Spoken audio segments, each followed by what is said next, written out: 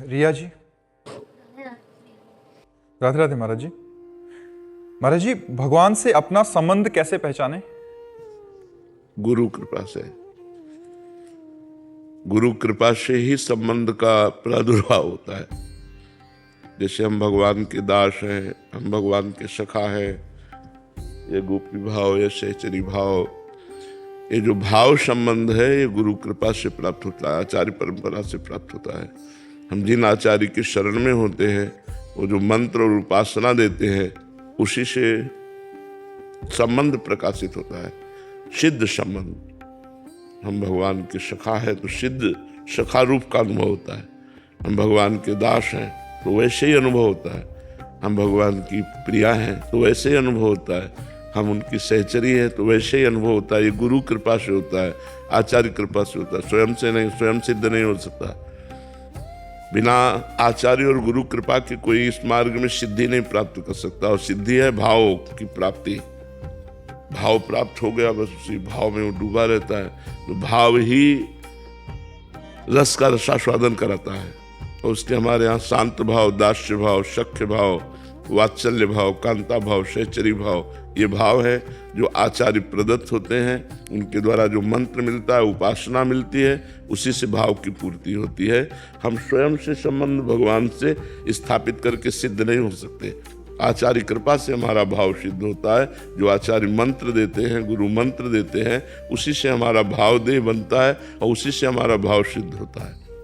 कृष्णा गोयल जी, राधे राधे महाराज जी। महाराज जी, भगवत प्राप्ति का उत्साह बार बार कम क्यों हो जाता है जब हम वो भोगों के सेवन से, भोगों के चिंतन से, भोगों के सेवन से हमारा जो भजन से थोड़ा भाव बनता है वो बिगड़ जाता है।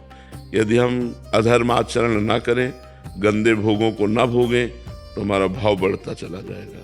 इसलिए कुसंग का त्याग, विषय चिंतन का त्याग, क्योंकि विषय चिंतन से ही विषयों में आसक्ति होती है। ध्यायते विषयान पुंसान संगास्ते सुपजायते, संगात संजायते कामा, कामात क्रोधो भी जायते।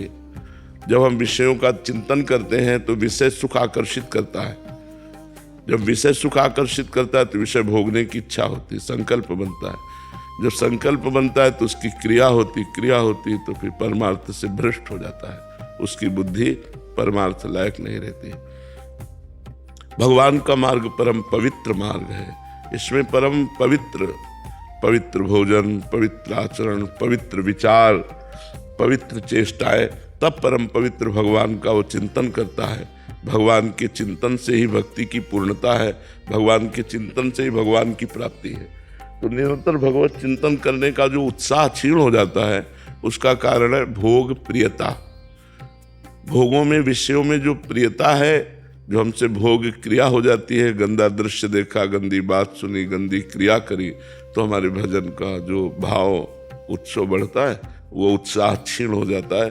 फिर कुछ ऐसे रूखा रूखा सा, भजन में रुचि नहीं रहती है सा।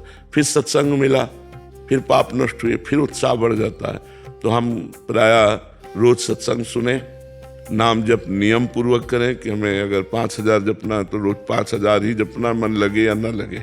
और भोजन पवित्र और कुसंग का त्याग और भगवान से अपनापन करने के लिए उनके चरणों का आश्रय, तो इससे हमारा भजन बढ़ता चला जाएगा।